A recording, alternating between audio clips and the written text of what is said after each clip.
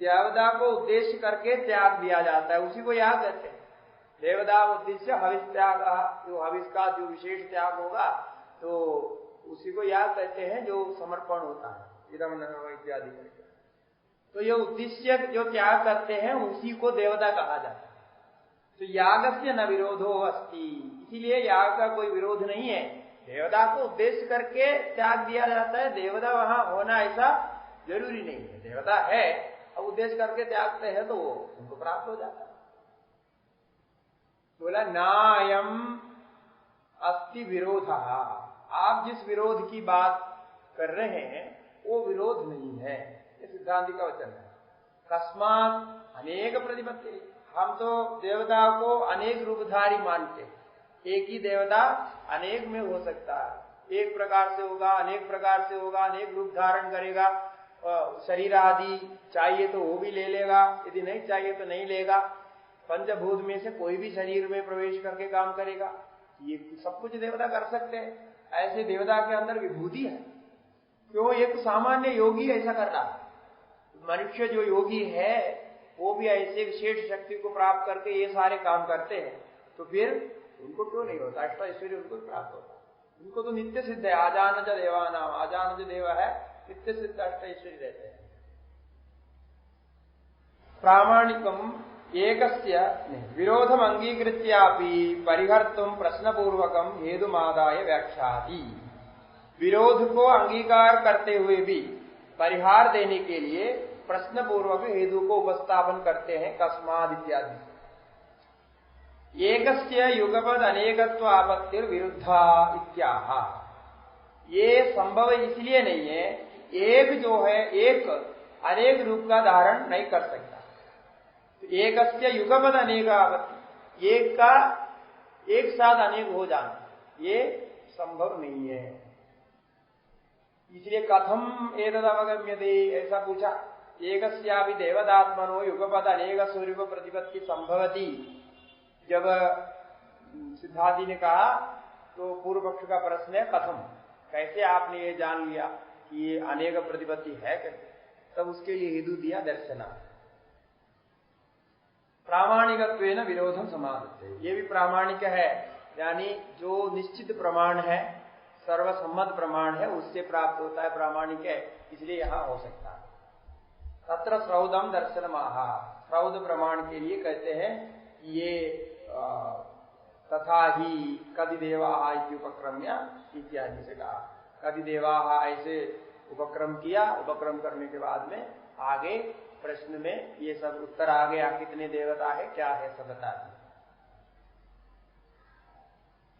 वैश्वदेवस्य निविधि कदि देवाः सस्यमानाः इति शाकल्येन पृष्ठे याज्ञवल्क्यस्य उत्तरम्। वैश्यदेव निविधि, वैश्यदेव निविद नाम के जो शस्त्र विशेष है, स्तुति विशेष है, कुछ मंत्रों का नाम है निविद। निविद एक कर्म भी होता है, लेकिन यहाँ देवताओं को स्तुति करने वाले मंत्र है, जो वैश्वदेव के प्रकरण में, वैश्वदेव या के प्रकरण में आया है, वैश्वदेव बलि विधि है इत्यादि में।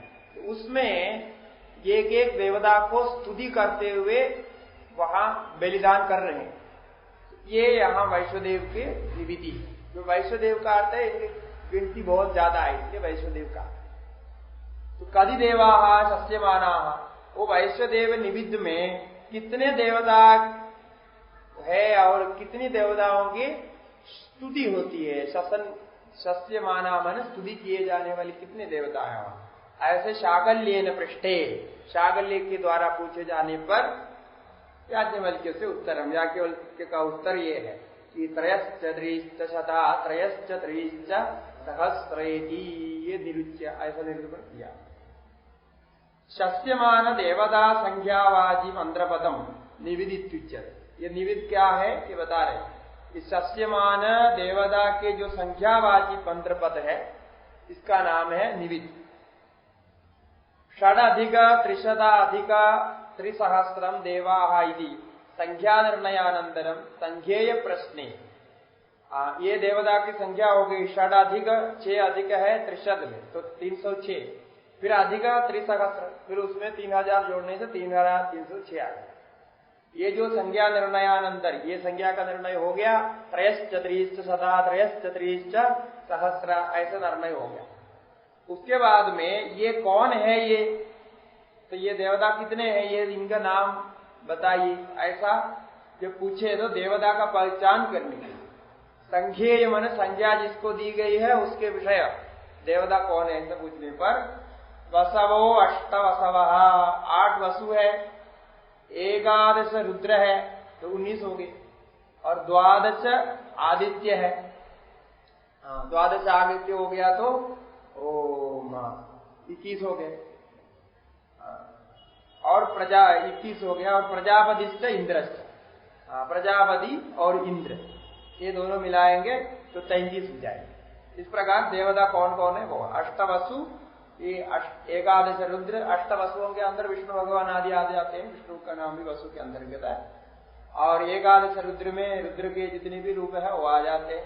12 आदित्य के अंदर भी बाकी देवताओं का नाम है, आदित्य देवता है, उसके अंतर्गत अन्य नाम भी आए, तो दोनों जगह विष्णु भगवान का नाम आता है, 2 प्रकार से उसका अर्थ लेते हैं। और प्रजापति प्रसिद्ध है, प्रजापतये स्वाहा मंत्र आता है, इंद्र भी प्रसिद्ध है। तो 33 देवा पूर्वेशम अंतर्भावो दर्शिता, पूर्वेशम अंतर्भाव इसके अंतर्गत अन्य देवताओं को दिखाया गया, इसलिए बाकी देवता तो सब विभूति है ऐसा अर्थ हो जाता है। अंतर्भाव श्रुते तात्पर्य माहा, तो ये अंतर्भाव श्रुति का तात्पर्य कहता है, ये 3306 देवताओं को ये 33 देवता के अंतर्गत जोड़ दिया, इसमें कैसे वो समाएंगे उसमें, इसके लिए एक एक देवता के बारे में विशेष रूप से कहते हैं। एक एक इत्यादि कहा, एक एक देवतात्मनो युगपद अनेक रूपदाम दर्शे, तात्पर्य यही है, एक एक देवता को भी अनेक रूप हो जाता है, अलग अलग देवता है 33, उन एक एक देवताओं को अनेक रूप हो जाता है, इस प्रकार से 3306 कहा गया। इसी को पुराण आदि में 33 करोड़ देवता बताए। ये भी देवा षण्णाम अग्नि पृथ्वी वायु अंतरिक्ष आदित्य दिवाम महिमान, और ये जो देवता है 33, ये देवताओं को भी और कम करेंगे तो ये 6 देवताओं में आ जाएंगे, अग्नि पृथ्वी वायु अंतरिक्ष आदित्य दिव और दिवलोक, द्विलोक माने ये आकाश आदि लेंगे तो अग्नि है, पृथ्वी है, वायु है, अंतरिक्ष है, आदित्य है, द्विलोक है, यही देवताओं की स्थिति है। इसी को ही विस्तार करके 33 देवता रखे गए, तो मैंने उसको संक्षेप किया। ते भी त्रयाणाम लोकाना, फिर उसके बाद उन्होंने कति देवा फिर प्रश्न किया था कि इसका और कम करके बताओ, तब कहा 3 देवता है। ये 3 देवता क्या है, ये 3 व्याकृतियां ही 3 देवता है, भोर भुवस्व तेज द्वयोर अन्न प्राणयो। फिर उसके बाद कितने देवता है ऐसे पूछा, तो 2 देवताओं को बताया, अन्न और प्राण। तौच एकस्य प्राणस्य, तो फिर उसके बाद में एक प्राण को बताया, प्राण से सर्वे महिमान हाइति एकस्य अनेक रूपत्वादित्या। बीच में 1.5 देवता के बारे में है, ये उसको ही 2 देवता के रूप में कहा गया है। एकस्य अनेक रूपत्वा, एक का अनेक रूप है, ये अनेक रूप प्राण का ही सबको हो जाता है, तो प्राण रूपेण देवता एकत्व हो जाएगा। प्राण के उपासना से सारे देवताओं की उपासना, इस प्रकार सृष्टि की उपासना हो जाती है। तथा इत्यादि से कहा, तथा स्मृति रवि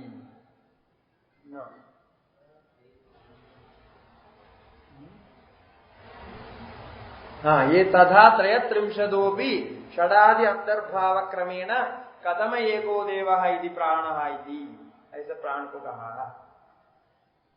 33 देवानाम इति संबंध, देवता 33 होने पर भी 33 अभी का अर्थ हो गया देवानाम, ऐसा करना चाहिए। श्रौदम दर्शन मुक्त्वा स्मार्तम दर्शनमा, दर्शनाथ का अभी श्रुति का प्रमाण देकर आगे स्मृति का भी प्रमाण देते हैं। तो तथा इत्यादि से स्मृति के बारे में कहा। स्मृतिरपि आत्मनो वै शरीराणि बहूनि भरदर्शभ योगी कुर्यात् बलं प्राप्य तेश्च सर्वे महीम चरे इत्यादि। इसका अर्थ करेंगे। बलम योग महात्म्यम, यहां बल प्राप्त करके किया माने क्या बल है? योग की महात्म्य, योग साधना से बल प्राप्त किए। तेषाम अर्थक्रियामाह तेश्च इति तेषाम भोग आयतनत्व माह। अच्छा, तेषाम अर्थक्रिया तेश्च सर्वैर महीश्चरे, ये प्रयोजन का तक केवल शरीर दिखाया, जैसे जादूगर अनेक रूप दिखाता है वैसा दिखलाया है केवल देखने के लिए, ऐसा नहीं है। उससे काम भी करते, तो इसलिए वो असली है। वो जादूगर जो दिखाता है वो नकली है, वो खाली दिखाता है। जैसे टीवी में आप आदमी को देखने से क्या होता है? उससे कुछ होता नहीं, ऐसे ही दिखाता है। लेकिन ये ऐसा नहीं है। तेज सर्वे महीम चरे, वो जो योगी बनाते हैं अनेक रूप, उससे वो पृथ्वी में इधर उधर विचरण करते, असली है। तेषाम भोग आयतनत्व, और वो भोग भी प्राप्त करते हैं। प्राप्नुयाद विषयान परलोक हितत्व, और परलोक के लिए साधन भी करते हैं। केचित उग्रम तपस्या, उग्र तपस्या भी करते हैं। ये सब कार्य करते हैं। तो नकली से नहीं कर सकते ना, नकली से तपस्या करेंगे तो क्या होगा? फल तो मिलेगा नहीं। जैसे स्वप्न में कोई तपस्या किया तो उसका फल मिलता है, कुछ नहीं मिलता। इसी प्रकार नकली से करेंगे तो मिलेगा नहीं। तो जो कुछ कर रहे हैं असली है, ये बताने के लिए ये सब प्रमाण किया। तद पारवश्यम पुंसो निरस्यति, अब ये जो योगी इन शरीरों को प्राप्त करता है, अनेक शरीर को निर्माण करता है, वो निर्माण किए हुए जो शरीर है ये किसके अधीन है? तो बोलते हैं ये योगी के अधीन होते हैं।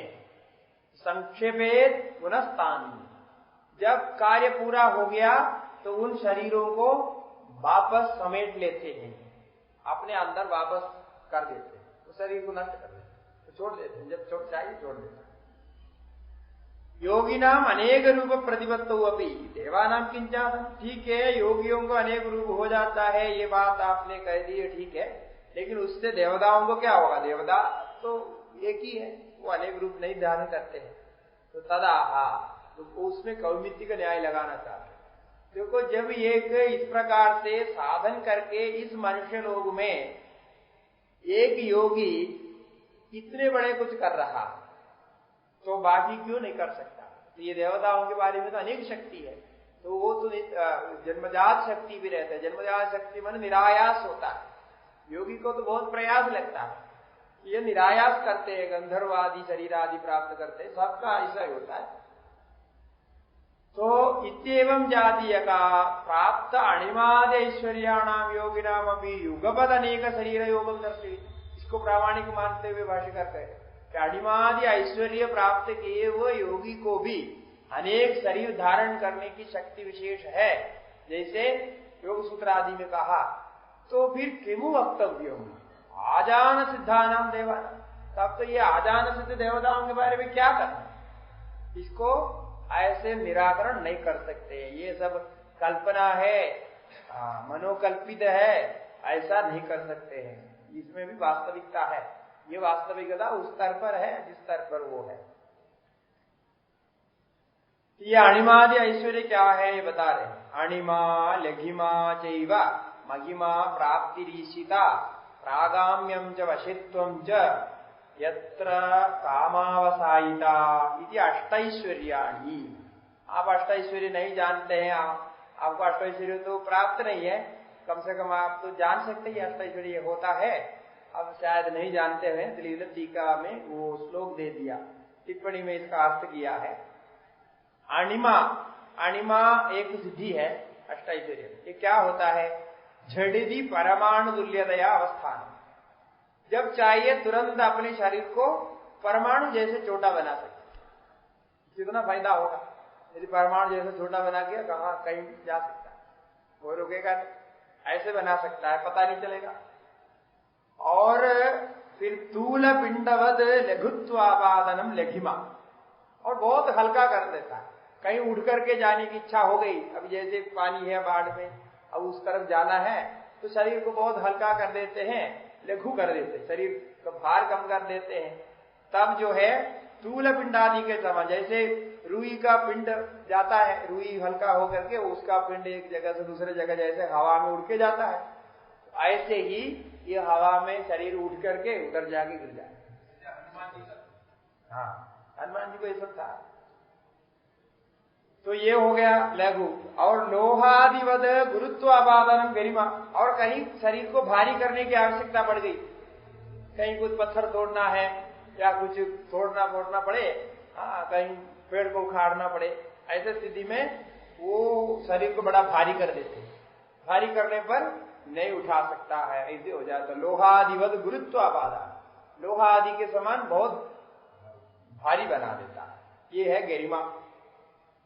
फिर जो है पर्वतादिवद आकार संपादानम महिमा, महिमा मैंने बहुत विशाल कर देता है, शरीर व्यापक कर देता है, जैसे पर्वत आदि के समान बड़ा बना देता है। इतना बड़ा शरीर हो गया वो देख करके डर जाएगा, तो ऐसा बना देता है, यदि जरूरत पड़ेगा तो वो भी कर देता है। ये है महिमा। और प्राप्ति क्या है? अंगुल्य अग्रेण चंद्रादि स्पर्शनम प्राप्ति। हाँ, जो भी वो करना चाहते हैं शरीर वही फल पहुंच जाता है। अब जैसे पेड़ से आप फल तोड़ना है, आपको तो डंडा बुंडा बांधना पड़ेगा आम तोड़ने की, उनको ऐसा नहीं है, वो हाथ को ऐसा ऊपर कर देते, हाथ ही डंडा बन जाएगा, वो आ जाएगा, ऐसा हो जाता है। इसी प्रकार चंद्र को स्पर्श करना चाहते हैं, स्पर्श कर सकते हैं, उतना बड़ा बन जाता है। तो अंगुल्य अग्रेण बोलते, हाँ, अंगूठा से यदि चंद्र को स्पर्श करने की इच्छा हो गई तो उससे स्पर्श हो जाता है। अभी तो हमारे चंद्रयान तो कई दिन से यात्रा कर रहे हैं, 40-45 दिन से आगे वहां पहुंचेगा, कितने लाख किलोमीटर जाना पड़ता है। योगी को तो कुछ नहीं है, वो ऐसा उसे हाथ से स्पर्श कर सकता है, ऐसे चाहिए तो प्राप्ति है। बहुत आसानी था, यदि ऐसा होता एक योगी मिल जाता हमारा काम आसान, इतना करोड़ रुपया खर्च नहीं करना पड़ता। वो चंद्रयान बना करके योगी को बोल दे वहां रख दो, बोल दे तो रख देता, इतना आसान था। ये है ही नहीं तो क्या करें हम लोग कोई प्रयास नहीं कर रहे इसके लिए। प्रागाम्यम इच्छा अनभिघात, प्रागाम्य माने उसकी योगी की जो इच्छा हो जाती है वो पूर्ण हो जाती है, ऐसे ही प्रागाम्य। इच्छा को कभी रोक नहीं सकते कोई, उसमें कोई बंधन नहीं आता है, वो स्वतंत्र रहते। ईशित्वम सर्जन शक्ति ही, ईशित्व माने सृजन करने की शक्ति, जो बनाना चाहते बना सकते। रोटी बनाने के लिए उनके पास आटा आदि की जरूरत नहीं है, रोटी खाने की इच्छा हो गई रोटी बन जाती, लड्डू खाने की इच्छा हो गई लड्डू बन जाता, वो आ जाता, वो सृजन शक्ति हो जाती है। उनको भी इच्छा होने से हो जाता है, लेकिन हम इच्छा करेंगे तो कोई और बना करके लाना पड़ेगा, तब जाकर होता है।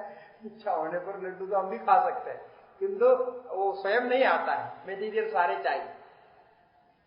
वशित्व नियमन शक्ति ही, वशित्व मैंने सबको अपने वश में रखना, नियंत्रण में रखना, ये जैसे राजा महाराजाओं की शक्ति है वो ये नियमन शक्ति। एतत् सर्वम यत्र कामावसायितायाम सत्य संकल्पनायाम सिद्धायाम भवति, ये इसी इन सबको मिलाकर के कामावसायिता कहा। एतत् सर्वम, जैसे कामावसायिता हो जाती है, कामना जो कामना है वो प्राप्त हो जाती है, तो उसमें ये सारी शक्तियां भी आ जाती हैं। तो ये अणिमा, लघिमा, महिमा, प्राप्ति, ईशिता, फिर प्रागाम्य, वशित्व, ये सब कामावसायिता के अंतर्गत, यानी कामावसायिता सिद्ध होने पर सारे संकल्प सिद्ध हो जाते हैं। अपने लिए भी हो जाता है, दूसरे के लिए भी हो जाता है। कभी दूसरे के ऊपर कोई संकल्प करेगा तो उसका भी हो जाता है। आजान सिद्धानाम जन्मनैव प्राप्त अधिशयानाम इत्यर्थः, इसमें कौमित्तिक न्याय लगाया। जब योगियों को भी ये हो जाता है तो देवताओं के बारे में क्या कहना? तो आजान जानम का अर्थ है जन्मनैव प्राप्त अधिशय, अधिशयानाम, जिसको जन्म से ही सब शक्ति प्राप्त है, ऐसे देवता है। तथापि प्रकृति किम जातम तदा, फिर भी हमारे विषय चर्चा के विषय में क्या हुआ?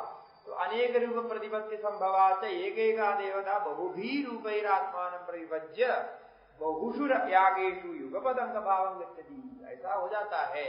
इसलिए अनेक रूप धारण करके भी एक हो जाएगा। तो अनेक एकेका देवता बहुभी रूपै आत्मान, ये बहुभी रूपै में ये भी दीर्घ क्यों आया?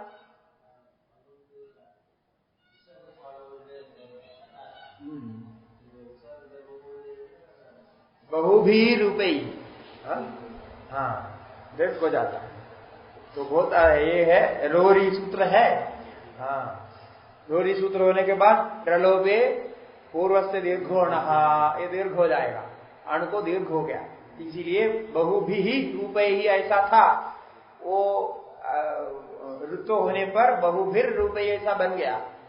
तो जो सबसे जो रू लग गया, रू लेने से फिर एक और रेप आ गया, रेप आने पर वो हो जाता है। ये तो समझ देखने से पहचान समझ में आता है? नहीं आता है। अब ये दृष्टांत में जो दिया हुआ वही आएगा, बाकी कोई आता नहीं। जो लघु में दिया होगा दृष्टांत वही आएगा, वो उसके समान दूसरे को पकड़ नहीं सकते। श्रुति स्मृतिभ्याम युक्ति विरोधे समाहिदेवी प्रतीति विरोध से का समाधि ही। ठीक है, श्रुति और स्मृति इन दोनों से युक्ति का विरोध का समाधान आपने किया, ये भला हो गया, किंतु प्रतीति विरोध से कब समाधि? क्योंकि प्रतीति है ना, ये तो प्रत्यक्ष का विरोध होता है, इसका क्या समाधि है, समाधान है? तथा ये देखो ना, प्रत्यक्ष आपको देवता दिखाई नहीं पड़ते, इसमें कोई घबराने की बात नहीं है। ये क्या है, देवता के अंदर ये शक्ति है, वो अंतर्धान आदि कर सकते हैं। अंतर्धान आदि क्रिया योग होने से ये कभी प्रकट हो जाते हैं, कभी प्रकट नहीं होते हैं। जब प्रकट होना होता है, नहीं तो नहीं होता। आदि शब्देना परदृष्टि प्रतिबंधो गृह्यते, यही अंतर्धान की शक्ति है, दूसरे के दृष्टि को प्रतिबंध कर सकता है। जैसा गिरगिट आदि करते हैं, गिरगिट जैसा अपने रूप को प्रतिबंधित कर देते हैं, ऐसे ये भी करता है। अनेक जीवियों में ऐसी शक्ति है, वो अपने रूप को प्रतिबंधित करते हैं। कोई सांप में भी ऐसी शक्ति है, कोई ऐसे कीड़े में भी ऐसी शक्ति है, वो अपने रूप को बदल देते हैं। उक्त न्यायाद युज्यते देवादीनां विग्रहवत्तोपगमेना विद्यासु अधिकारः इति शेषः। ये इस प्रकार से उक्त न्यायात कहे हुए जो युक्ति है, इससे आपको ये निश्चय हो गया। क्या निश्चय हो गया? देवादीनां विग्रहवत्तोपगमेना, देवतादियों को विग्रहवान मान लेने पर विद्यासु अधिकारः इति सिद्धः, विद्या में अधिकार बन जाएगा, इसमें कोई विरोध नहीं है, ऐसा निश्चय हो गया।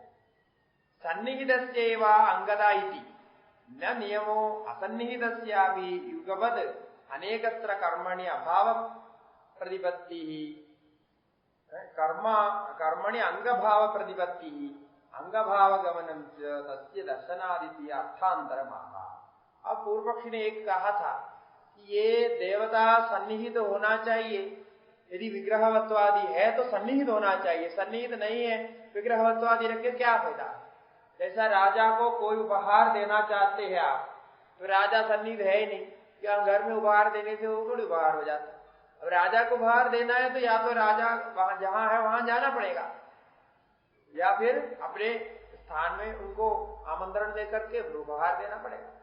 तो उपहार योग्य जो व्यक्ति है उसको उसके शरीर आदि होते हुए उनके अनुपस्थिति में उपहार देना उचित नहीं। इसीलिए इंद्र आदि को हविष देना चाहते हैं आप, जो है इंद्र के नाम से डाल दिया, लेकिन नहीं। जैसा आप किसी को अन्नदान करना चाहते हैं, जिसको अन्नदान देना चाहते हैं उनका नाम दे करके बोल दिया इसका अन्नदान हो गया, ऐसा बोल दिया तो वो तो अन्नदान थोड़ी होता है। अब जिद्दा व्यक्ति है उसको बुला के अन्न खिलाना पड़ेगा, तब अन्नदान होता है। अन्नदान कर दिया बोलने से नहीं होता है। तो इसीलिए वो उन्होंने कहा था, उसके उत्तर में कहते हैं सन्निहितस्य एव अंगदा यदि नियमो न नियमा। ये पहली बात ये है कि जो अंग बनना है, कर्म का अंग बनना है, वो सन्निहित ही होना चाहिए, ऐसा कोई नियम नहीं।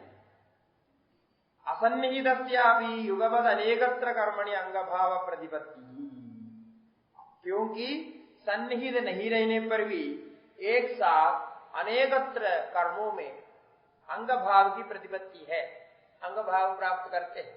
जैसे वो कर्म के विषय में ही आया है, यदि यजमान की उपस्थिति नहीं है उसके प्रतिनिधि आदि बना करके यजमान तुल्य कार्य करा करके वो फल दे देता है, ऐसा हो जाता है। इसीलिए अंग भाग गमनम तस्य दर्शनादित्याह। तो ये कर्म में अंग भाव की प्राप्ति भी इस प्रकार से हो जाएगा, क्योंकि अंग भाव में स्वरूप से सन्निहित होने की आवश्यकता नहीं है, ये नियम नहीं है। इसीलिए दूसरी व्याख्या देना चाहते हैं। दूसरी व्याख्या देकर के इसमें यह अर्थ निकल सकता है, अनेक प्रतिपत्ते दर्शनादित्य अपरा व्याख्या। ये जो हेतु है इसकी अपरा व्याख्या, दूसरी व्याख्या, विग्रहवदामपि कर्मांग भाव चोदनासु अनेका प्रतिपत्ति दृश्यते। विग्रहवदामपि, जो मीमांसक, कुछ मीमांसक देवताओं को विग्रहवत तो मानते हैं, प्राचीन मीमांसक तो कतई नहीं मानते हैं, लेकिन नवीन मीमांसकों में कोई स्वीकार किया है, विग्रहवत्वादि मान लिया है। तो विग्रहवदामपि अब क्या होगा उस स्थिति में, कर्मांग भाव चोदनासु, कर्मांग बनाए गए जो जितने भी विधियां हैं, चोदना, उन विधियों में अनेका प्रतिपत्ति दृश्य, अनेक प्रकार की देवताओं की प्रतिपत्ति देखी गई है। अनेक प्रकार से देवता वहां उपस्थित होते हैं, तो देखा। जैसे क्वचित एको भी विग्रहवान अनेकत्र युगपद अंगभावम न गच्छति। जैसे यथा बहुभिर भोजयद्भिर न एको ब्राह्मणो युगपद भोज्यते, ये उदाहरण दे। देखो इसमें ये व्यवस्था है, ये दो प्रकार से हो जाते हैं। कहीं कहीं ऐसा है कि क्वचित एको भी विग्रहवान, एक शरीरधारी है। आपकी समस्या ये है, आप बोले ऋतिक आदि के समान वो आके बैठ जाना चाहिए, फिर देखना चाहिए, ऐसे बोलते जैसे नास्तिक लोग भी आजकल से, आपके ईश्वर है, भगवान है, देवता है, दिखाओ कहाँ है। वो तो आता नहीं, कुछ खाता नहीं, कुछ करते नहीं, खाली आप चढ़ा देते हैं, वो सब खराब हो जाता है, फिर कुछ न कुछ होता नहीं। तो क्या हो रहा है? तो इसलिए ऐसे देवता है ही नहीं, फिर किसको दे रहा है? आंख बंद करके दे रहे, इतना तो बुद्धिमान होना चाहिए। वो लोग बोलते हैं आप तो इतने पढ़े लिखे हैं, तो ये ऐसे कैसे कर रहा है?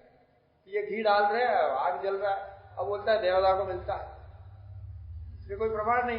इसीलिए उनका भी ये कहना है, देवता को मिलता है तो वो आके बैठ के खाए, अब तो ठीक है, अब वो खिलाने का फल मिलेगा।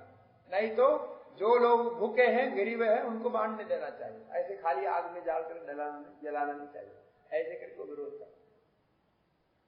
यस्माद एको भी विग्रहवान, अब एक विग्रहवान है शरीरधारी एक व्यक्ति, वो एकत्र युगपद अंगभाव न गच्छति, वो तो एक साथ सब जगह नहीं जा सकता, एक साथ एक कैसे जाएंगे, एक साथ एक ही जगह रहेगा। जो विग्रहधारी है, एक शरीरधारी व्यक्ति है, उसका तो एक जगह ही रह सकता है, एक जगह रह के जो कर सकता है वो करता है, अब वो दूसरी जगह तो नहीं जा सकता। ये एक तरफ तो वो है, ऐसा भी होता है। जैसे यथा बहुभी भोज्यमानो ब्राह्मण, बहुभीर भोजयद्भिर एको ब्राह्मण, बहुत लोगों ने, एक ही ब्राह्मण है गांव में, सभी लोगों ने निमंत्रण दे दिया भंडारे में।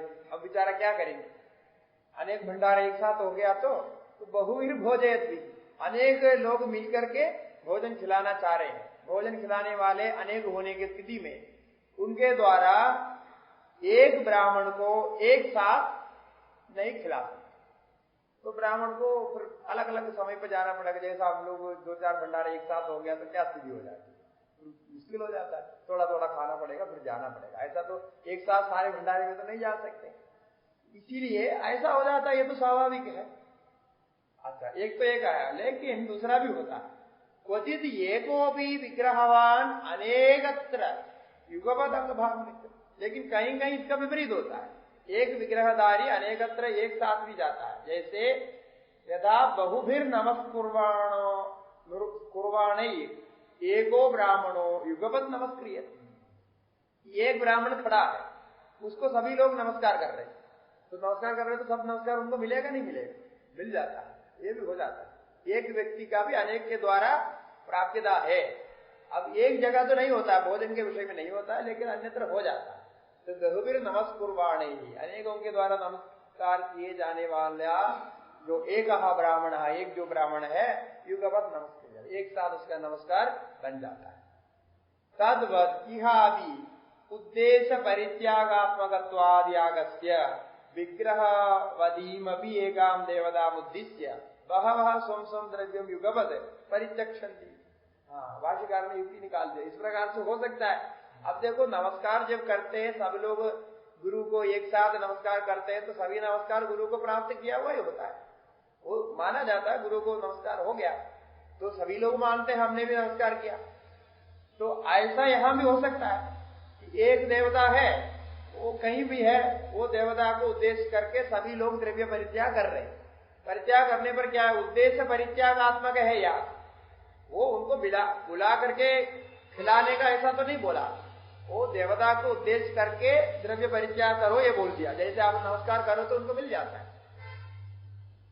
ऐसा ही यहां किया जाता है। ये तो उद्देश्य परित्यागात्मक याग होने से, क्योंकि न कवलग्रासा देवा, कवलग्रास भक्षण नहीं करते, न देवा अश्नंदी न विबंदी, ये भी कहा।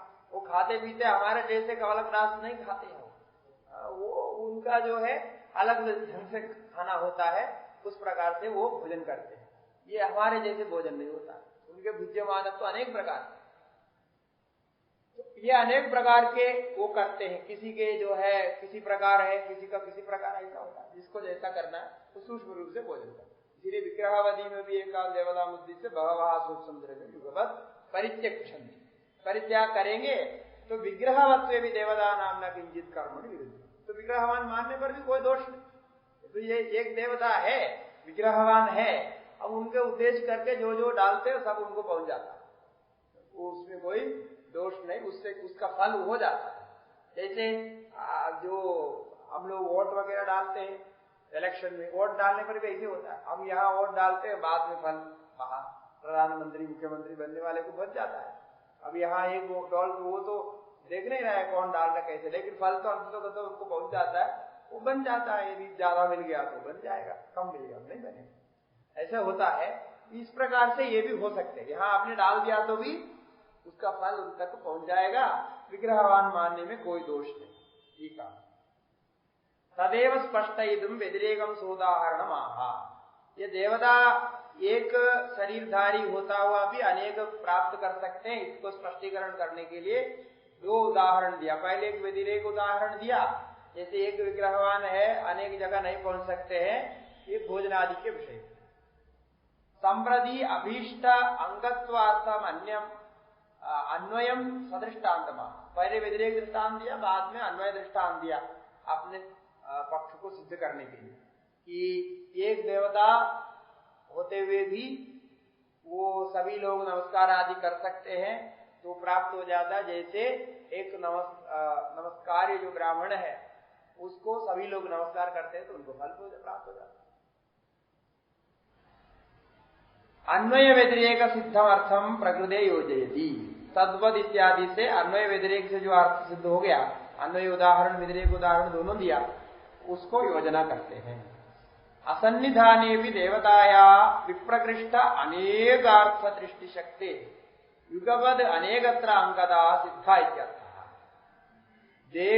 देवता स्वयं सन्निधि में नहीं रहने पर विप्रकृष्ट अनेक अर्थ दृष्टि शक्ति, देवता के अंदर विप्रकृष्ट देश काल को जानने की दृष्टि है, विशेष दर्शन की शक्ति है।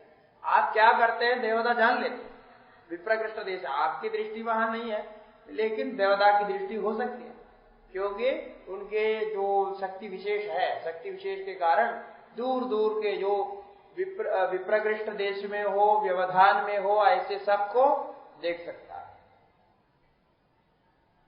कर्मणि अविरोधम उपसंहरति, इस प्रकार कर्मों में विरोध नहीं है, इसका उपसंहार किया। ये शक्तित्व को लेकर के जो प्रश्न है, इसमें कर्म को लेकर के पहला निश्चय हो गया, कर्म में इसके साथ कोई विरोध नहीं, विग्रहवत्वादि मानने पर भी कर्म में विरोध नहीं। इसलिए मीमांसकों को ये बोल रहे हैं, मीमांसकों को ये समझा रहे हैं कि आप विग्रहवत्वादि मानने पर बहुत प्रयोजन है, अब वो नहीं मानने पर तो नहीं होता है, विग्रहवत्वादि मानने पर भी आपकी ये आपत्तियां नहीं रहेगी, इसका सब समाधान इस प्रकार कर लेना चाहिए, ऐसा उत्तर दे दिया। अब जो है इससे थोड़ा और गहराई से विचार करने का विषय है। वेद को लेके जो शब्दमयी देवता कही गई है, तो शब्दमयी देवता का क्या तात्पर्य है, शब्द का अर्थ कैसे निकलेगा, वेद का अर्थ शब्द से संबंधित होकर कैसे आता है और शब्द से कैसे सृजन होता है, सृष्टि कैसे होती है, ये सब बताएंगे। ये अभी जो आगे विचार आने वाले ये बहुत महत्वपूर्ण विचार है इस विषय में, क्योंकि इसमें जो कुछ रहस्य भाष्यकार ने बताया ये संप्रदाय से परंपरा से जो ज्ञान प्राप्त होना चाहिए वो ज्ञान इसमें है। ये आपको अन्य पुस्तक आदि पढ़ने से नहीं मिलेगा। जो परंपरा से प्राप्त ज्ञान जो भाष्यकार लोगों को प्राप्त हुआ है वो हमको इन पंक्तियों के माध्यम से प्राप्त होगा। इसलिए ये विशेष है ये जो विचार कर रहे हैं, क्योंकि कई ऐसे रहस्य ज्ञान होते हैं जो पुस्तकों में नहीं मिलती, वो ज्ञान को आप कैसे प्राप्त कर सकते हैं। ये इस प्रकार से आचार्यों के वचन से प्राप्त करते हैं। बाकी जो विचार किया तो ठीक है, सामान्य बुद्धि से आप जान सकते हैं, या मीमांसा के, यहाँ भी मीमांसा की सहायता से बताएंगे, मीमांसा के जो अधिकरण है उनके आधार पर बताएंगे। किंतु इसमें रहस्य क्या है कि वेदमयी शब्द कैसे ये देवता बन जाते हैं और फिर उसी के लिए इतने सब कुछ ऋषि मुनि और हमारे परंपरा में संप्रदाय में सब कुछ आया हुआ है, इसका रहस्य का उदाहरण इसमें होगा।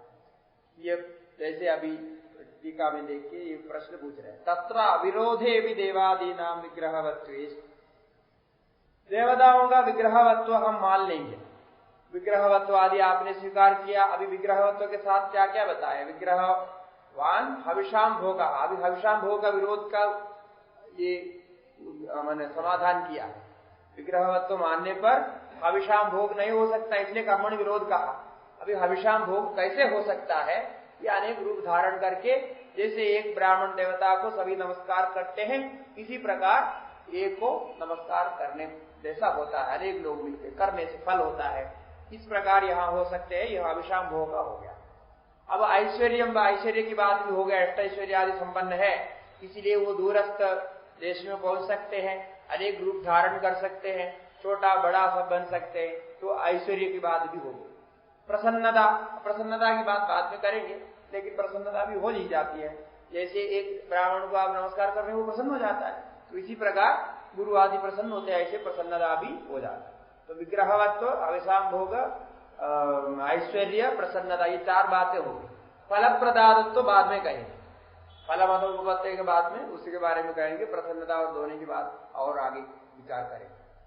अब यहाँ विग्रहवत्व मानने पर इसमें एक और आपत्ति वेद के संबंध में जो आ रहा है, कर्म के तो निराकरण हो गया, कर्म में इस प्रकार से व्यवस्था हो सकती है, चिंतन बता दिया।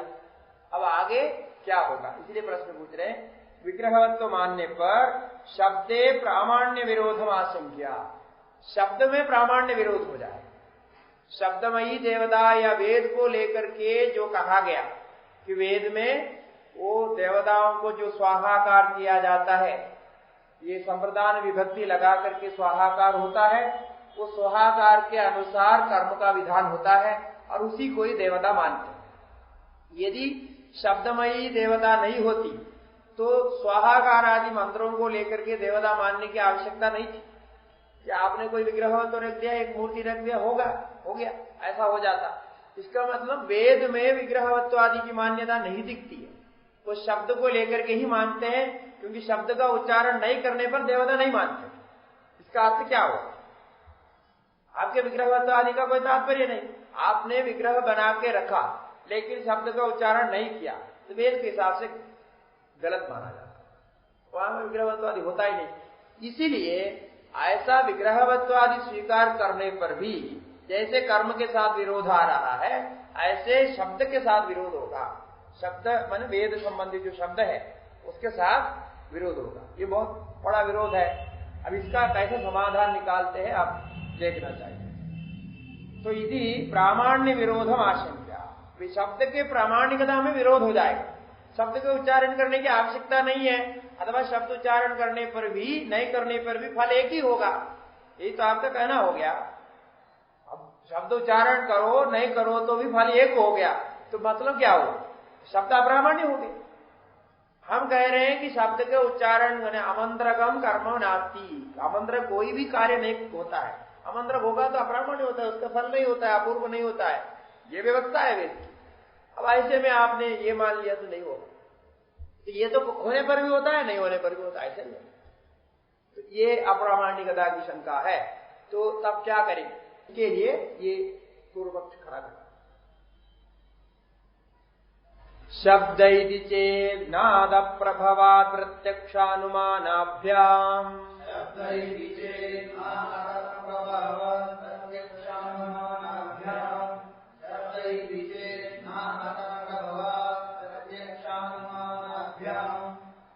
तो शब्दे इति चेत् शब्द में विरोध होगा। पूर्व सूत्र से विरोध इति चेत् लाना पड़ेगा। विरोध कर्मणि इति चेत् कहा, वहां से विरोध लाना पड़ेगा। यहां शब्दे है, सप्तमी विभक्ति है, लोपा सागल्य से लगा करके उसका लोप किया है। शब्द इति चेत् माने शब्दे इति चेत्, वहां कर्मणि था, यहां शब्द, तो शब्द के साथ विरोध होगा। कर्म में विरोध का आपने परिहार कर दिया, लेकिन शब्द के साथ विरोध होगा, वेद का शब्द में ये जो कहा उसके साथ विरोध होगा। तो इसमें उत्तर देते हैं ना, उसमें भी विरोध नहीं है। क्यों? अदप प्रभवत्वा, ये अतः मन वैदिक शब्द से ही ये अर्थ निकलता है। अतः प्रभवत्वा, ये जो भी सृष्टि है ये वैदिक शब्द से ही निकलता है। और उसके लिए क्या है? प्रत्यक्ष अनुमानाभ्याम। प्रत्यक्ष मन श्रुति, साक्षात प्रमाण, अनुमान मन स्मृति लक्षणा से, परंपरा से प्रमाण।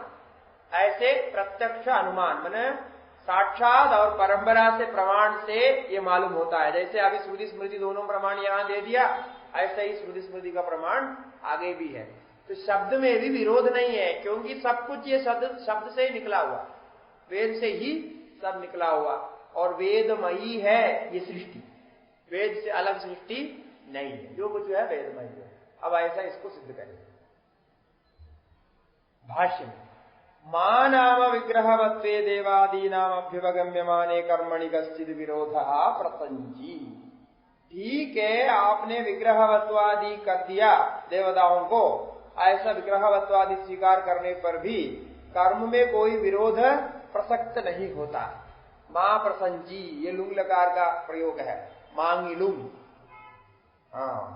मांग के योग में लुंग लकार होता है। लुंग लकार कैसे होता है? सारे लकारों को बात करके होता है। कोई भी लकार के अर्थ में लुंग लकार हो जाए, लोट लकार के अर्थ में इत्यादि अर्थ में, तो मांगी लुंग, अन्य लकार हो जाए।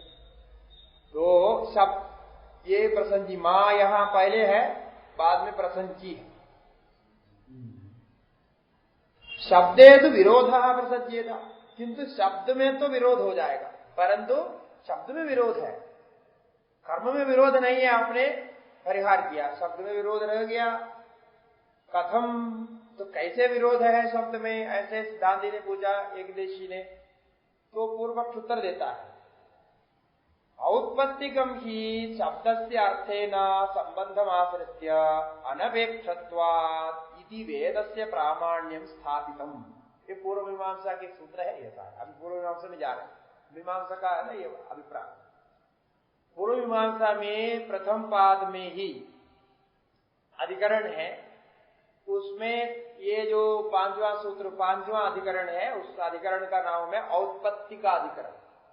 बहुत महत्वपूर्ण अधिकरण मानते सब लोग, इसका उद्धरण करते हैं, औत्पत्ति का अधिकरण। अभी भाष्यकार भी यहां कहेंगे औत्पत्ति का अधिकरण में जो निश्चय किया वो हमको सहमत है, इसमें विरोध नहीं। केवल औत्पत्ति का अधिकरण नहीं है, उसके साथ में और भी दो तीन अधिकरण है वहां। ये शब्द नित्यत्व अधिकरण है, उसके बाद में वाक्यार्थ के संबंध में वाक्याधिकरण है, और अपौरुषेय अधिकरण है। ये 4-5 अधिकरण एक के बाद एक आता है। उसमें पहला औत्पत्ति का अधिकरण। तो औत्पत्तिकम ही, औत्पत्तिकम माने नित्यत्व, औत्पत्ति का अर्थ है नित्यत्व। औत्पत्तिकम ही शब्द से अर्थे न संबंध, ये शब्द और अर्थ का संबंध औत्पत्तिक है, यानी उत्पत्ति से सिद्ध। तो पहले सृष्टि से सिद्ध, अनादि सिद्ध है। ऐसे शब्द से अर्थे न संबंध को नित्य मान करके, ऐसे नित्य स्वीकार करके अनपेक्षत्वादिति, अनपेक्षत्वाद ये सूत्र का एक देश है, पूरा सूत्र लंबा सूत्र है। औत्पत्तिकस्तु शब्दस्य अर्थेन संबंधः तस्य ज्ञानमुपदेशो अव्यतिरेकश्चार्थे अनुपलब्धे तत्प्रमाणम बादरायणस्य अनपेक्षत्वात्, ऐसा है। उसमें भाष्यकार ने केवल अनपेक्षत्वात् पीछे वाला रख दिया, लंबा सूत्र है, इतना लंबा नहीं दिया। अनपेक्षत्वाद हेतु दिया, वहां बादरायण ऋषि का नाम बादरायणस्य अनपेक्षत्वाद का, वो औत्पत्ति का इससे शुरू होता है, इसलिए उसको औत्पत्ति का अधिकरण बोलते हैं। ये शब्द नित्यत्व अधिकरण भी इसका नाम है। अच्छा, ऐसे औत्पत्तिकम ही शब्देन अर्थेन संबंधम आश्रित्य अनपेक्षत्वात्, अनपेक्ष का मतलब क्या है? अन्य किसी प्रमाण की अपेक्षा नहीं रखते। इसके लिए और हेतु दिया है, ये अन्य प्रमाण की अपेक्षा नहीं रखने से वेद को नित्य मानना चाहिए, शब्दार्थ संबंध को नित्य मानना चाहिए। शब्दार्थ संबंध के लिए किसी की अपेक्षा नहीं है, कोई उसको पढ़े ना पढ़े शब्दार्थ संबंध तो बना रहेगा, ऐसा सिद्ध किया। उसके लिए वहां हेतु दिए, हेतु में यह है औत्पत्तिकस्तु शब्दस्य अर्थेन संबंध, पहले का ये शब्द के साथ अर्थ का संबंध कैसा है? तो औत्पत्तिक है। सूत्र में कहा, वो सूत्र का वाक्य ही यहां रखा, शब्द से अर्थेन संबंध बोल दिया ना, तो औत्पत्तिकम ही शब्द से अर्थेन संबंध सूत्र का प्रथम भाग है। इसी वेद से प्रामाण्यम स्थापित, इस प्रकार वेद का प्रामाण्य स्थापित किया। अब इस विषय में यहां चर्चा नहीं है, क्यों? इस विषय की चर्चा विस्तार से आप वहीं देखना चाहिए। वहां इस विषय में कहा गया शब्द का अर्थ का संबंध कैसा है, पूर्णिमा से पढ़ने समझ में आएगा। अब इसके विषय में चर्चा नहीं करते, क्योंकि वो पढ़ के क्या ये पढ़ रहा है ना, तो उसके बाद वो जान करके ये पढ़ रहा है, इसलिए तो विशेष अधिकारी के लिए इस प्रकार हो जाता। तो ठीक है, तो वहां क्या कहा थोड़ा देख लेते हैं हम लोग, उसको पढ़े नहीं तो जो क्या है वहां सूत्र का अर्थ सामान्य देख लेते हैं। वहां लंबा सूत्र ऐसा है, औत्पत्तिकस्तु शब्द से अर्थेन संबंध, ये प्रतिज्ञा है, शब्द के साथ अर्थ का संबंध नित्य है। क्यों? तस्य ज्ञानम उपदेश, उसका जो ज्ञान है, मैंने वो जो शक्ति संबंध है उसका, वो शक्ति संबंध को ज्ञान कहा है। शब्द का अर्थ के साथ जो शक्ति संबंध बोलते हैं, घड़ा आदि का शब्द शक्ति संबंध है, वो शक्ति संबंध को उपदेश बोलते हैं। शक्ति संबंध ज्ञान है, उसका उपदेश वेदवाक्य होता है। यानी वेदवाक्य क्या करते हैं, जो शब्दार्थ नित्य संबंध है उसका उपदेश देते हैं। तस्य संबंधस्य उपदेशः, उपदेश ये कहा, उसका संबंध का ज्ञानम उपदेश, ज्ञान का उपदेश दिया। ज्ञान मन शक्ति, जो ज्ञान है उसमें उसका उपदेश दिया। ये दोनों का शब्द का संबंध है, ये शब्द उच्चारण करो तो शब्दार्थ संबंध हो जाए, ये उपदेश हो गया। अब ये मुख्य बात है, इसको ऊपर विचार करेंगे। तो वो औत्पत्ति के नित्य हो गया, और उसका जो शक्ति संबंध है उसका उपदेश वेद करता है, ये दूसरा अंश हो गया, ये हेतु है।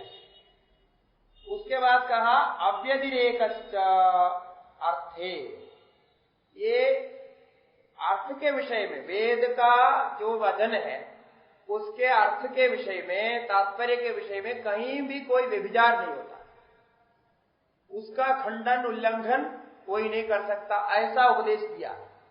उपदेश तो कोई भी दे सकता है, लेकिन बात नहीं बनी तो अप्रामाणिक हो जाएगी, लेकिन ऐसा नहीं। वेद जो उपदेश देते हैं वो अव्यतिरेक अर्थ, निश्चित अर्थ में होता है, कोई व्यभिचार अर्थ में नहीं होता है। ये दूसरी हेतु, अव्यतिरेक अर्थ में।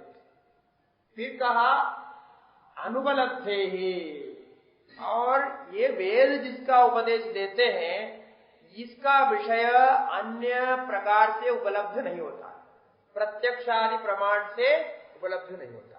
इसी को लेकर के वेद का लक्षण भी दिया। ये वेद का लक्षण है, ये जो सूत्र है वेद का लक्षण है।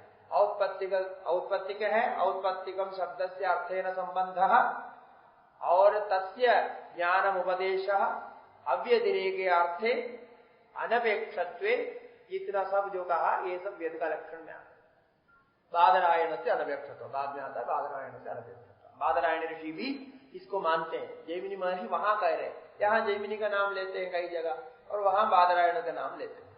बादरायण ऋषि भी ये मानते हैं, तो उनको आदर देने के लिए दोनों का हमारा एक मत है, तो वही मत यहाँ स्वीकार किया, मैंने यहाँ उसका खंडन नहीं किया। जो लोग वो नहीं पढ़ते हैं उनको मालूम नहीं होता है कि वहां से क्या क्या यहाँ आया हुआ है। वो देखने पर वहां बादरायण का नाम लेकर के जो कहा वो सब पक्ष यहाँ ऐसा ही है, इस पर चर्चा ही नहीं करते। मतलब जैसा वहां माना वैसे ही यहाँ, वो औत्पत्तिक अधिकरण का प्रथम पहला सूत्र है, मुख्य सूत्र है, तो उसका ही अर्थ यहाँ स्वीकार किया गया। अब बादरायण का ही पक्ष ये चल रहा है ना, ब्रह्मसूत्र क्या है, बादरायण का पक्ष है, तो बादरायण का पक्ष है तो वो बादरायण जी वहां जो कहे उसको भी यहाँ लाना पड़ेगा। अब वो कर्मकांड के विषय में था, वेद की नित्यता इत्यादि, तो वहां पूरे विस्तार से चर्चा की। इसलिए आप केवल ब्रह्मसूत्र पढ़ने से वेद के बारे में कोई जानकारी आपको मिलेगी, वेदांत में क्या क्या निर्णय उपनिषदों में हुआ इतनी जानकारी हो जाएगी, लेकिन वेद का स्वरूप क्या है, उसमें क्या है, कैसे धर्म है, कैसे कर्म है, और कहाँ कहाँ क्या क्या निर्णय है, कहाँ जैमिनी और बादरायण में विरोध है, कहाँ ऐक्य मध्य है, ये सब मालूम नहीं पड़ेगा। उसको पढ़ने के जानने के लिए वो भी पढ़ना पड़ेगा। इसलिए हम 2 साल पहले ये मीमांसा दर्शन को पूरा किए थे, संक्षेप रूप में मीमांसा दर्शन का विचार किए। कुछ लोग सुने हैं, 1-2-4 जो बैठे हो वो तो सुने, बाकी लोग नहीं सुने, क्योंकि वो उसके संस्कार नहीं होने से इसमें स्पष्टता आएगी नहीं। आप क्यों बहुत कुछ इसमें मिसिंग जैसा लगेगा, इसके बारे में कुछ कहा ही नहीं, तो आप सोचेंगे इसके बारे में कुछ कहना वेदांत में है ही नहीं, ऐसे सोचेंगे। वेद के बारे में वेदांत कुछ नहीं करता, वेद हमारे लिए नहीं है, ऐसे सोचते हैं कई लोग। ऐसा नहीं है, वो पहले वहां निश्चय हो गया, आपको वो भी पढ़ना चाहिए। वो बादरायण जी वहां बोल दिया, वो वहां बोली हुई बात तो फिर इधर क्यों लाना, उसमें कोई विशेषता बतानी होगी तब लाना है। वो वही निश्चय है, फिर यहाँ दोहराते नहीं है, क्योंकि ऐसा दोहराने में कोई अर्थ विशेष नहीं है। व्यक्ति एक है तो उससे यह सिद्ध होता है कि दोनों में समकालीनत्व है, दोनों का संबंध है। वो जैमिनी जी को बादरायण जी मानते हैं, बादरायण जी को जैमिनी जी मानते हैं, ऐसे दोनों मानते हैं। दोनों के गुरु शिष्य भाव की भी कल्पना करते हैं, गुरु शिष्य भाव संबंध भी मानते हैं। जैसा भी है, ये सब अलग अलग विवाद भी है, कई बोलते है, कभी बोलते नहीं है, ऐसे सब है। जैसा भी है, ये तो स्पष्ट है कि सूत्र में ऐसा आया होगा, और इसका खंडन नहीं किया, इसलिए उधर हो जाए। हाँ, बादरायण को गुरु मानते हैं, जैमिनी को शिष्य मानते हैं, लेकिन वो बादरायण अभी व्यास है, इसमें भी विवाद है। ये तो नाम है बादरायण, नाम ले दिया तो नाम से ऐसा बोलते हैं। और बहुत सारे लोग, बहुत सारे विद्वान तो बादरायण को व्यास मानते हैं, और कुछ लोग नहीं भी मानते।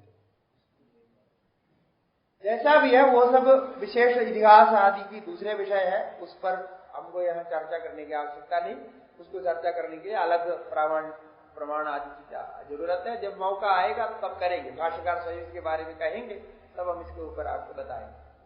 अब यहाँ का विषय तो ये है कि वहां औत्पत्ति के शब्दाधिक नित्यत्व कहा, और उसका कारण अंत में बताया, और सूत्र में अंत में अनुपलब्धे तत्प्रमाणम बादरायण से अनपेक्षत्वा, ये सूत्र अंत में कहा। ये अनुपलब्धे का लक्षण वेद का लक्षण है। वेद का लक्षण हमने पहले एक बार आपको सुनाया था। क्या है वेद का लक्षण?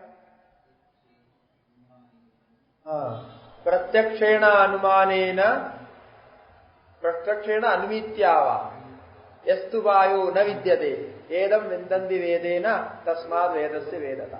कोई बात नहीं, आप लोग वेद नहीं पढ़ा, कोई बात नहीं, कम से कम वेद का लक्षण तो याद रख सकते। इसमें तो कोई एक श्लोक ही है, उसके लिए भी किताब देखना पड़े तो ये अच्छा नहीं है। अब इतना बड़े जो है संस्कारी विद्वान बन गए, फिर वेद का लक्षण तो इतना तो याद रखना चाहिए। वेद नहीं पढ़ सके, हमारे सामर्थ्य में नहीं रहा, नहीं हो सका, कोई बात नहीं, तो वेद का लक्षण तो याद रख सकते। तो श्लोक है वो याद रख सकते। तो उसमें जो कहा गया है, कुमारी भट्ट जी का श्लोक है ये, प्रत्यक्षण अनुमित्यावा वेद का लक्षण, वही यही इसी को लेके कहा अनपेक्षत्व। ये कोई अपेक्षा नहीं रखते हैं, क्योंकि निरपेक्ष प्रमाण होता है।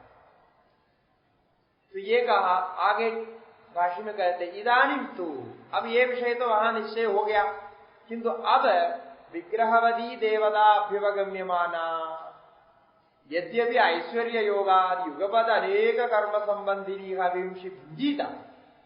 ये तो अब वहां की बात, इतना आपने जो बताया ठीक है, ये हविष खाने के बारे में जो कुछ आपने बताया ठीक है, वो हो जाए, हो सकता है। क्यों? इदानी विग्रहवती देवता आप मानते, विग्रहवती देवता मानकर ऐश्वर्य योगा, उनके विग्रहवान में ऐश्वर्य शक्ति भी है, अष्ट ऐश्वर्य है उनके पास, सब शक्ति है, प्रकाम्यत्व है, कुछ भी कर सकता है। कामावसायिता एक अष्ट ऐश्वर्य में अंत में आता है, कामावसायिता से कुछ भी कर सकता है। तो ऐश्वर्य योगा युगवद अनेक सकर्म संबंधी अभिंशी भुंजीता, ये हम मान लेते हैं। तत्काल मान लेते हैं कि देवता अनेक ऐश्वर्य संपन्न होकर के एक साथ अनेक कर्मों के साथ संबंध करके सारे हविष का भोग करेंगे, ये हम मान लेते, ठीक है। तथापि किंतु एक जगह समस्या आ जाती है। ऐसा मानने पर भी विग्रह योगाद अस्मदादिवद जनन मरणवदी साइदि नित्यस्य शब्दस्य नित्येन अर्थेन नित्ये संबंधे प्रदीयमाने यद वैदिके शब्दे प्रामाण्यम स्थितम तस्य विरोधः स्यादिति। स्थितम माने पूर्व न्याय स्थितम, ऐसा है। पूर्व न्याय में ये कह दिया, ये जो एक वाक्य में क्या कर दिया भाष्यकार ने, वहां जो 4 अधिकरण में आया सब कुछ बता दिया। पौरुषेय अधिकरण को छोड़, अपौरुषेय अधिकरण को छोड़ करके पहले का 3 अधिकरणों में जो आया है एक साथ बोल दिया क्या क्या हुआ था, वो ऐसा निश्चय किया वहां कि ये विग्रह संबंध हो गया ना तो हमारे जैसे हो जाएंगे, अस्मदादि समान शरीरधारी हो गया। तब क्या है, जनन मरण वदीसा, जनन मरण हो जाएंगे, तो शरीरधारी होने पर कुछ न कुछ तो मानना पड़ेगा ना आपको। ऐसे में नित्यस्य शब्दस्य, शब्द को नित्य मानते हैं। हाँ, जैसा उत्पत्ति का अधिकरण में किया, नित्येन अर्थेन, नित्य अर्थ के साथ उसका नित्य संबंध है, यानी शब्द भी नित्य है, अर्थ भी नित्य है, उसका नित्य संबंध से निहित रहेगा। ऐसे संबंधे प्रदीयमाने, ऐसे संबंध का ज्ञान हो जाने पर, प्रमाण के द्वारा ज्ञान होने पर, यद वैदिके शब्दे प्रामाण्य स्थितम, उसको लेकर के वैदिक शब्द में प्रामाणिकता सिद्ध की है। क्या लेकर के, शब्द और अर्थ का संबंध नित्य है, इसको अनेक प्रकार से सिद्ध करके वैदिक में प्रमाणता सिद्ध की है। ऐसे स्थिति में ये जो आप शरीरधारी विग्रहधारी मानेंगे तो तस् विरोधास्य, वैदिक नित्यता का विरोध हो जाएगा, शब्दार्थ नित्यता का विरोध हो जाएगा। वेद को अनित्य मानना पड़ेगा, क्योंकि वेद में आया हुआ शब्द है ये देवताओं का शब्द, और उसमें आप विग्रहत्वादि मान करके सारे बिगाड़ देंगे, ऐसा हो नहीं सकेगा। विरोध ही नीचे, इसका बहुत बड़ा विरोध होगा, ऐसा पूर्व पक्ष है। यही पूर्व सूत्र का पहला पूर्व पक्ष का भाव हो गया, शब्द ही चेत, शब्द ही चेत की व्याख्या हो गई। अब जो है उसमें सिद्धांत का उत्तर देंगे।